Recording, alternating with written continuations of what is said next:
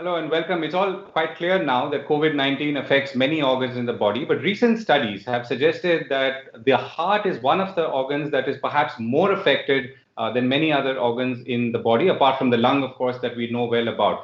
Now, and this, according to some studies, again, seems to be more prevalent in younger people. So let's try and understand what we know about COVID-19 in the context of the heart, and whether you can do something to be a little more careful in coming days, even as, of course, we search for either a cure or a vaccine. To discuss this, I'm joined by Dr. Sameer Gupta, an interventional cardiologist at the Metro Hospitals and Heart Institute in Delhi. He's a highly skilled cardiologist who specializes in interventional cardiovascular and peripheral procedures. He completed his medicine residency at Penn State University and his fellowship at the University of South Florida, and also an interventional cardiology fellowship at the University of Chicago. Dr. Gupta, thank you very much for joining us. You're also someone who's contracted coronavirus and come out of it quite well. So I'm going to ask you about that as well. So tell us first about, as a cardiologist, what are you seeing today in terms of either the symptoms or the progression of the disease? As far as COVID is concerned, the COVID does affect the heart, and also patients who have heart disease have a higher incidence of having bad problems with COVID. So it's kind of a double-edged sword, that not only do patients who have heart disease have a higher incidence of having bad prognosis, but also COVID causes heart problems. So, if somebody, we've seen that patients who have heart failure, which means that the heart muscle is weak to begin with, those people who've got blockages and what we call coronary artery disease, these people have a higher incidence of bad prognosis with COVID, and they have higher incidence of death also with COVID.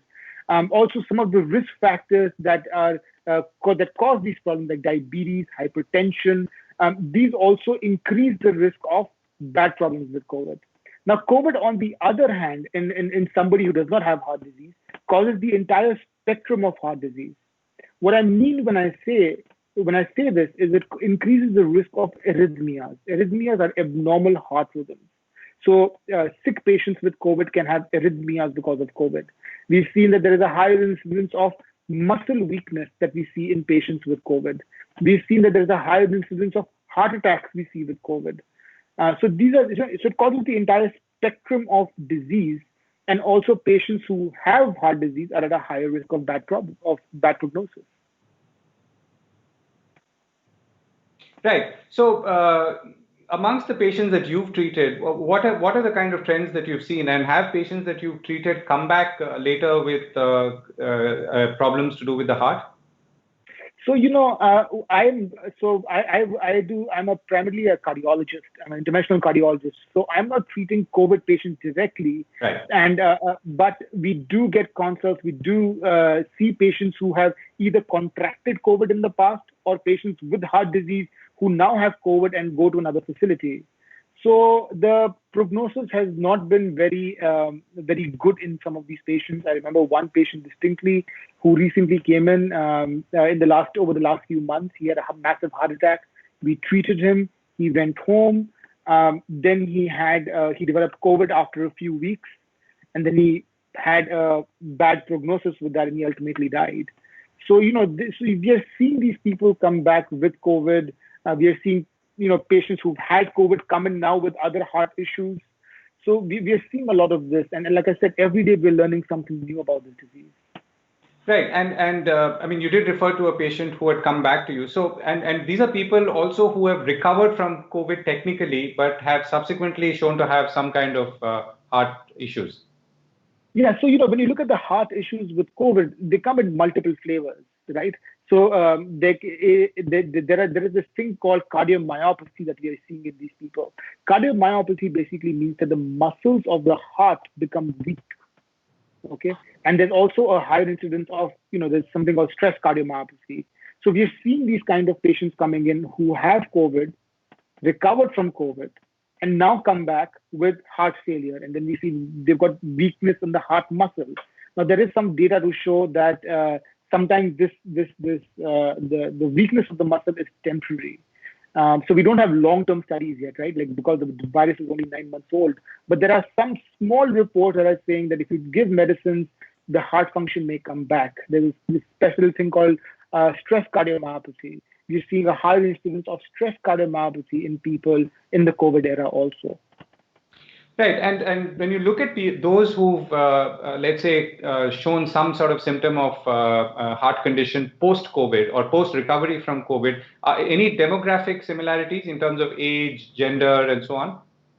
No, so that incidence right now is very small because it's not that everybody gets this, right? The incidence is very small. So it's difficult to quantify and put that, it's older, younger. But Yeah. what we are seeing in the other side, that those people who do have heart issues like myocardial injury and heart failure during the time of COVID, right? During when they're sick with COVID, they get all these problems. They're typically older people. They're people who have some of the risk factors already, like hypertension, diabetes, pre-existing heart disease, and then they develop these complications of COVID in the heart also. There's also a question of myocarditis. Myocarditis is weakness of the muscle of the heart because where the heart muscle swells up of sorts, if I was to explain it. Now, when we talk about myocarditis, the question comes up that is it the virus which is causing this myocarditis and the heart muscle injury, or is it that everything else which is going on in the body, like the inflammation which is going on in the body, and the heart becomes the innocent bystander? Okay. So when we look at this myocarditis, cardiomyopathy type thing, what we are finding is that from all the autopsy studies and data, that the heart is kind of the innocent bystander from Right. everything else that is going on, right? At the end of the day, our entire body lives in a sort of an equilibrium. Everything is codependent on each other.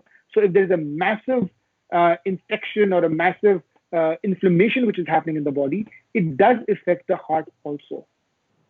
But is there anything to say that, at least that the one study that the New York Times quoted, that the heart is more affected than other organs?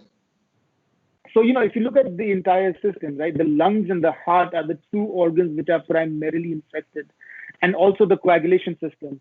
The coagulation system, what happens is that in COVID, what you're finding is the blood kind of becomes thick, if I was to say it. Right, the blood becomes thick because there are various changes in the coagulation pathway that happen, and there is a higher incidence of having blood clots. So the blood clots, they go into the lungs, and we are seeing a lot of massive blood clots in the lungs, which are also a cause of death. So the heart, the lungs, the vasculature, these blood clots can happen in the brain, they can happen in the arm, they can happen in the legs. We are seeing a lot of that. Right. Right. So, as you look ahead, I mean, one of the questions is, which people I'm sure would like to ask, is that if I'm already a patient, I have some heart condition, how do I be more careful? Because one of the things you're saying is that people who have come with a heart problem but have developed COVID subsequently. Yeah, so these people are definitely at a higher risk, and what I'm finding now, when I go out on the street, like I live in Delhi. And Delhi has, I would say we are back to about 75 to 80% of pre-COVID traffic, right? The streets are flooded. The good thing is everybody is at least wearing a mask. Even if the mask is on the chin, at least they're conscious enough of wearing a mask. And now what I'm seeing is a lot of caution fatigue, that people are very cautious to begin with in March, April, a little part of May. And now time has gone by. People are getting fatigued. They're like, what, life has to go on. Like, oh, look, Delhi numbers are down. But what I would like to remind everyone is that, even though we might be having 700-800 cases a day, you don't want to be one of those 700 cases. For you, it is just that one that matters. The rest of the 699 become obsolete if you are that one. So please take caution. Please do not get caution fatigue. Please be vigilant. Do not go for unnecessary get-togethers. Do not go out and socialize just because you're bored. You cannot get into caution fatigue. It's very important. And also take your medicine. There were some patients we were seeing in the initial part of lockdown where they were either, they were unable to procure medicines for whatever reason. I mean, medicines were available, but they got lazy. They said, you know what, forget it. I'm not, do 4 दिन से क्या फर्क पड़ता है type thing. And they came back with complications, not of COVID, but with heart complications because they were non-compliant with medicine. So please take your medicine. If you have diabetes, please take a diabetes medicine. I cannot stress this enough. And also, if you're home, very important to continue exercising, to continue working out, because that is also something we are seeing, that people are not working out. They're like, it's lockdown, I don't want to go out. Please work out. Please keep yourself healthy. But that is very important. And that keeps the heart alive and kicking as well. I mean, in a metaphorical way. Yes, definitely. Cardiovascular fitness is extremely important.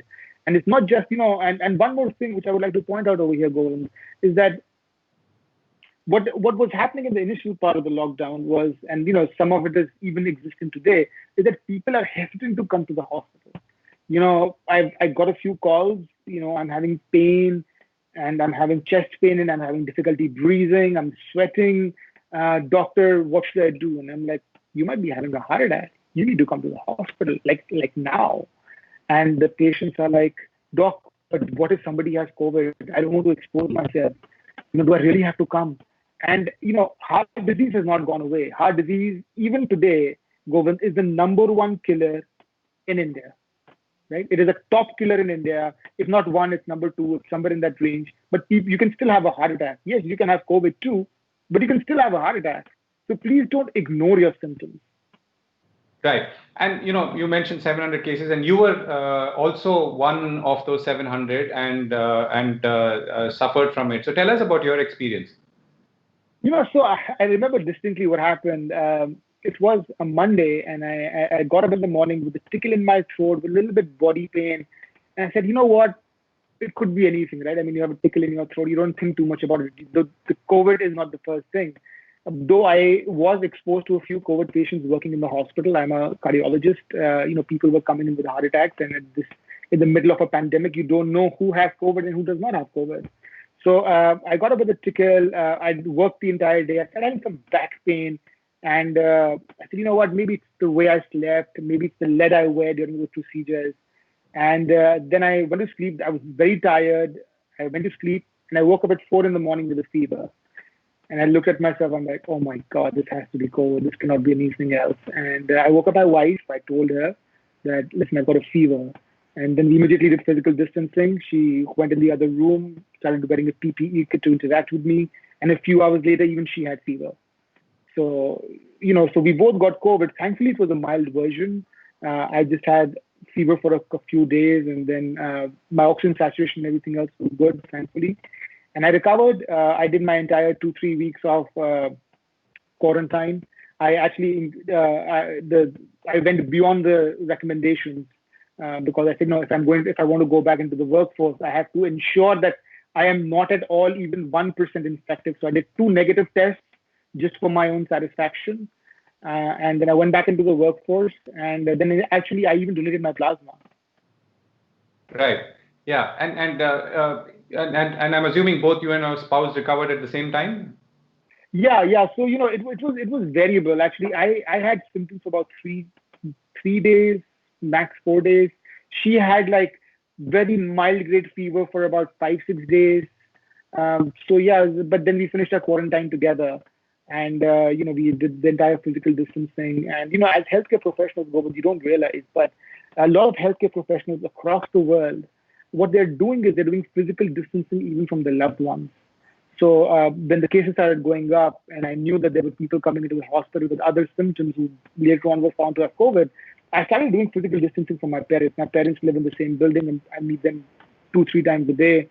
So I told them, much to their dismay, I said, listen, the cases are going up, so I don't know if I'm going to be exposed, and I don't want to expose you if I might be a symptomatic carrier. So I actually started interacting with them only with wearing a mask. I did that, and that is the reality of what many healthcare professionals across the world are doing. I know people who've not hugged their child for 6 months. They're like, we just can't take the risk. Right.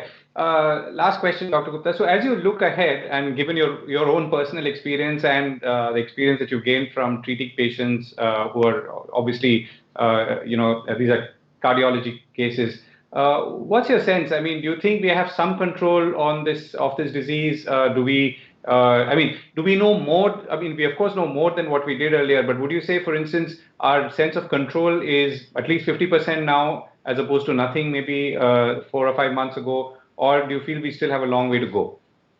I think this is a great question, Govind. And the thing about this disease is that every day we are learning something new. And what is also very interesting about this is that how the entire medical community and the best scientific minds in the world have come together to try and help and be a contribute in the pandemic. If you go back in time and you think, I think in the first week of January is when the New England Journal paper came out with COVID, and they gave the genome, right? And today we are in August, and we know so much more. If you go back and see the timeline, initially it was the masks are not helpful. Then they came and said masks are helpful. Then they said hydroxychloroquine is not good. It's good. Then they said hydroxychloroquine is not good. So every day now new treatments are coming up. We know a lot more than what we did 6 months ago. And 6 months later, we will know a lot more than what we know today. So I think it's very gratifying as a scientist, as a cardiologist, as a doctor to see how everybody's come together. Right, that's a wonderful note to end on, Dr. Gupta. Thank you very much, and I do wish you and your colleagues and team members all the very best in fighting this dreaded disease. Thank you so much, Govind. Thank you. Thank you.